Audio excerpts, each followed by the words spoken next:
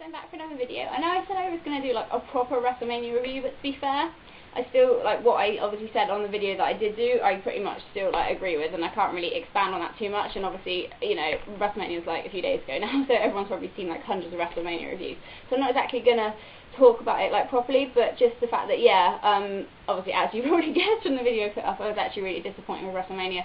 I just felt like it felt like it should have been like a different pay-per-view. Like, if that card was on, like, say, a different pay-per-view, like, I don't know, SummerSlam or Extreme Rules, well, not Extreme Rules, you know what I mean. If it was on one of those, it probably would have felt like, you know, a really good pay-per-view, but just because it was WrestleMania, and it just really felt like it didn't match the standard that everybody was expecting, which is really gutting. But saying that, you know, there was, like, some good matches, like everybody said, Undertaker and Triple H was, like, really good. That far surpassed what I thought it was going to be. Obviously, it's not to the level that, like, Shawn Michaels and Undertaker had, like, the last two WrestleManias, but it was still, like, really good and stuff. And obviously, the CM Punk and Randy Orton match, I really enjoyed that one.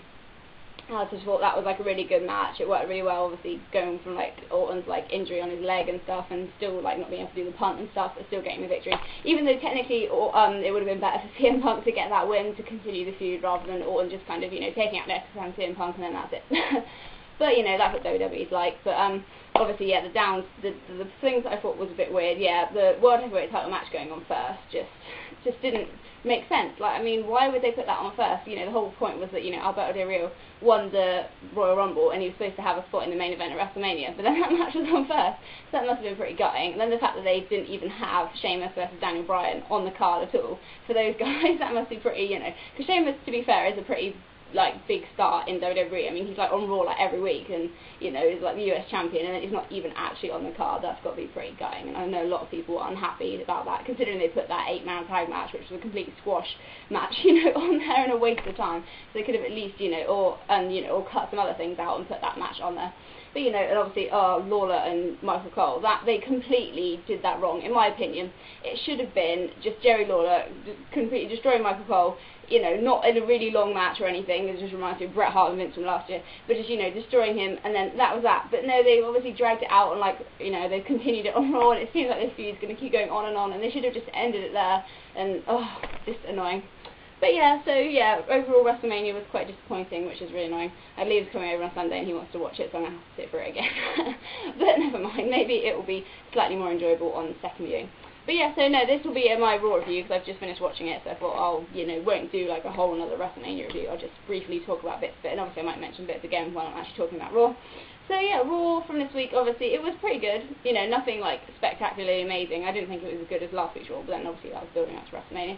So obviously, yeah, I think always after WrestleMania it kind of goes a bit, again, that's just my opinion, but I think it usually does, because obviously, yeah, based on like, if WrestleMania had been really good, generally the following Raw tends to be good too, but because WrestleMania was a bit disappointing, then it just kind of goes a bit flat.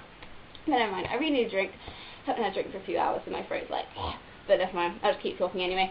So to start Raw, Triple H came out and he was just, you know, talking about, you know, WrestleMania, saying, you know, that he didn't beat The Undertaker. But he actually mentioned WrestleMania 17. He was like, oh heck, I've even faced Undertaker at WrestleMania before. And it was like, what? In that whole, like, time you're building up to it, you left that out completely, but then after you lose to him at this WrestleMania, you mentioned, like, the last one. What? But never mind.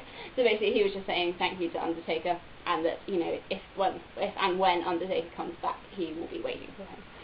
So yeah. Hopefully that doesn't mean that they'll be having another WrestleMania match, because that would just be, yeah, in 10 years time they're going to have another match. But, you know, so Michael Cole comes out, he's so annoying, seriously annoying. Says he's Mr. WrestleMania now because, you know, now that Shawn Michaels is in the Hall of Fame, he's Mr. WrestleMania because he's 1-0. Oh, that guy, he seriously is annoying. And that's obviously what I'm coming to, is the fact that they're continuing this feud with him and Lawler, and I just wanted it to, like, end at WrestleMania, because obviously after that match it was like, oh, that was terrible. But no, they keep going with it, which is just going to be annoying. If they end up having another match, I think I will, like, actually tear my hair out, because, like I said, I was looking forward to that match before WrestleMania, but then actually seeing it play out at WrestleMania, and it was like, this is awful. So, yeah, I wish I'd end this feud.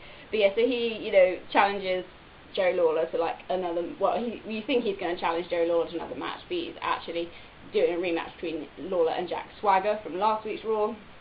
Jerry Lawler loses the match, he taps out to the ankle lock after Cole distracts him, but because Jack Swagger doesn't break the hold after, like, the, you know, the referee counts like 4 after the match, then he reverses the decision so that Jerry Lawler actually wins, obviously, because that's what happened the night before at WrestleMania, where the anonymous general manager reversed the decision because of Austin's interference while he was the referee. And then Michael Cole squirts barbecue sauce all over JR, because JR was commentating, and I thought, oh, this is good, it's going to be, Jerry Lawler and JR commentating for Raw, but then no, Michael Cole comes out and squirts barbecue sauce all over him, so JR leaves, and it's like, oh, we have to listen to Michael Cole and Booker T again, but never mind. So yeah, the first match on the card is Randy Orton and Rey Mysterio versus CM Punk and Cody Rhodes. It was a pretty good match. It wasn't too long, but, all the guys, were pretty good in it, and then in the final sequence, it was Cody Rhodes, I think, in the ring. Yeah, Cody Rhodes in the ring, and Rey Mysterio hit the 619 on him, and Randy Orton then hit the RKO for the win. So obviously, yeah, Orton and Rey win that one, so that was a good match. I'm going to assume that they're going to be, that's it. That's the only thing that I find in WrestleMania, is you think it's supposed to be the bit where they finish, like, all, like, the big feuds and stuff, but they seem to just carry it on, like, constantly, and they end up, like, having pretty much, I think was it last year where they had, like, the same card at, what was the April pay-per-view last year? Was it still Backlash then? I don't know, I can't remember. But they had the same card then as they did at WrestleMania, and it's like, oh, why are we watching like the same matches like 2 months in a row? But never mind. So yeah, Stone Cold Steve Austin comes out and introduces all the Tough Enough people. I don't know, can we actually watch Tough Enough in England? I don't know if we can, but, I'll look into that. I guess it should be fairly good. I never actually watched the initial series of Tough Enough, but I'm guessing it's going to be better than, like, NXT, and, well, thank goodness they got rid of that stupid Diva Surge, because that was, like, the worst thing in the world, and everybody hated it. But the fans seem to be quite, like, give, like, support to the Tough Enough contestants when they're introducing themselves. Normally things like that, they just boo them all because they don't have a clue who they are, but they seem to be fairly receptive of them, so I guess that's pretty good.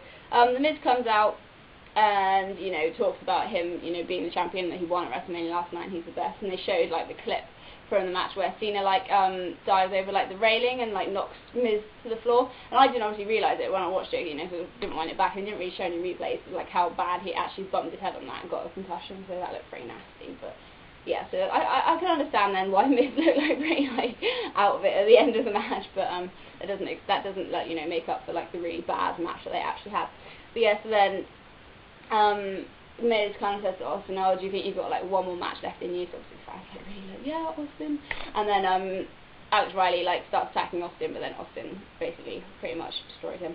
Like stuns him, and then like pours beer on Michael Cole, which is always a good thing, because anyone doing anything to injure or just annoy Michael Cole is great. Then the second match of the card, they didn't really have many matches on this card, it was Alberto Del Rio versus Evan Bourne. Obviously, I don't know what they're going to do with Alberto now, because, like, it just seems to, just think, yeah, making him lose in the first match of WrestleMania just, like, completely destroyed the run that he had and made it seem like it was all, a bit of a joke, really, his, like, attempt to win the title. That, he might get, like, a rematch, because that's usually what happens, because, like, obviously, I know at WrestleMania 25, like, Randy Orton didn't win at WrestleMania, but then he went on and beat Triple H at Backlash, so they might do that, I suppose. Yeah, so he beat Evan Bourne after Evan Bourne went for the airborne, but Del Rio hit the enziguri when he was on the top rope and then made him tap out to the cross arm breaker. It seems like there's not really many wrestlers that actually have a submission move as their finisher anymore. Because obviously, there used to be like Chris Benoit, Chris Jericho. They always used to have submission moves, and there's probably others who I can't think of right now. But it seems to only be him, and I guess Jack Swagger uses the ankle lock, but that's about it. Oh, and I was gonna say, has Randy Orton obviously adopted the angle slam now? Because he did it. I can remember at WrestleMania, I was texting my friend. I was like, is that an angle slam? And he did it again on Raw, so he's kind of taken that. And I don't know if that was actually true, because apparently on Twitter Kurt Angle was having a go at him, but then it did say something on there that his account was hacked or something. So I don't know if that was actually true. But it was a bit weird seeing Randy Orton do the angle slam, I have to say. Then it was a tag team match between Dolph Ziggler and Vicky Guerrero against John Morrison and Trish Stratus. Starship Pain gets the win from Morrison, and that match was just a quick kind of match, really. It is good to see Trish Stratus back again, actually a woman that can actually wrestle pretty well. She was really good in the match at WrestleMania, even though, it was a bit of a joke match having Snooki in there and the fact that Snooki won it, but Trish Stratus is actually really good, so at least, she can put on a good match for people. Then it was a US title match, so the match should have happened at WrestleMania. Sheamus versus Daniel Bryan. Sheamus retained that one, so my prediction would have been right at WrestleMania, because, yeah, obviously, yeah, I predicted that he was going to win, and he's still champion, so technically I'm counting that as a correct point for me with my predictions. I didn't actually do too bad with my predictions. I think I got about half right, which is better than what I've done the last 2 years. But yeah, so then after the match finished between Sheamus and Daniel Bryan, Sin Cara came out, the guy that they've been advertising like as coming to Raw for like ages. So he came out and he looks really awesome. He's just like, he reminds me of like Rey Mysterio, so them two should have a really good match if they did together. He's just awesome. Like how he like dived like over the top rope from like the floor, like it's pretty impressive and stuff. I could never do anything like that. I'm just not the right shape, or you know, I just don't know, like how people do that like really amazes me. But you know, I think he's going to be really good and stuff. So yeah, it's good to have some more like high flyers like they used to have.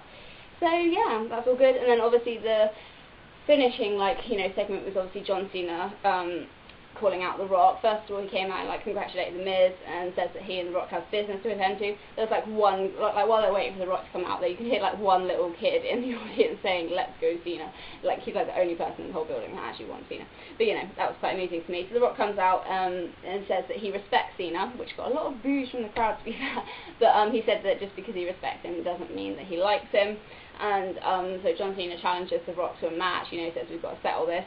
So then The Rock says, oh, we're not going to have this any match, we're going to have a match on the grandest stage in the world, we're going to be the main event of WrestleMania 28, and I think that must be the first time that they've ever, like, announced the main event of WrestleMania like a year in advance. I don't really know if that's a good thing or a bad thing. I mean, obviously it's a match that everyone's wanted to see for ages, even before The Rock came back to be, you know, the guest host of Mania. Everyone was saying, you know, oh, it would be really great to see The Rock versus Cena. So obviously I don't know what you guys think. Is that a good thing, you know, having like the main event announced now, you know, because it's not a match that people are looking forward to, and you know, it should, well, hopefully I say that it should be a good match? Or is it bad because then it's not really very predictable? Like obviously we know that if Cena's facing The Rock, then he's probably not gonna be, say, you know, some people this would be a good thing, you know, challenging for the title, but then maybe again, maybe wrong, maybe he is the champion and then The Rock faces him at WrestleMania and wins the title. That's like probably not going to happen. That's just like some kind of fantasy of The Rock becoming champion again. But you never know. So yeah, good thing or bad thing, discuss. That sounds like an exam question at school. But yeah, so yeah, leave your thoughts on that. So yeah, so then obviously they shake hands and you think that's going to be the end of Raw, but then the core come out. What is with this group? They just appear at like really random times and they come out and they start attacking Cena and The Rock, and it's like, what? So yeah, but then obviously The Rock and Cena like take them out and they kind of think between each other trying to prove who is better by like, you know, showing like all their moves, like rock bottom, people's elbow, attitude adjustment, blah blah.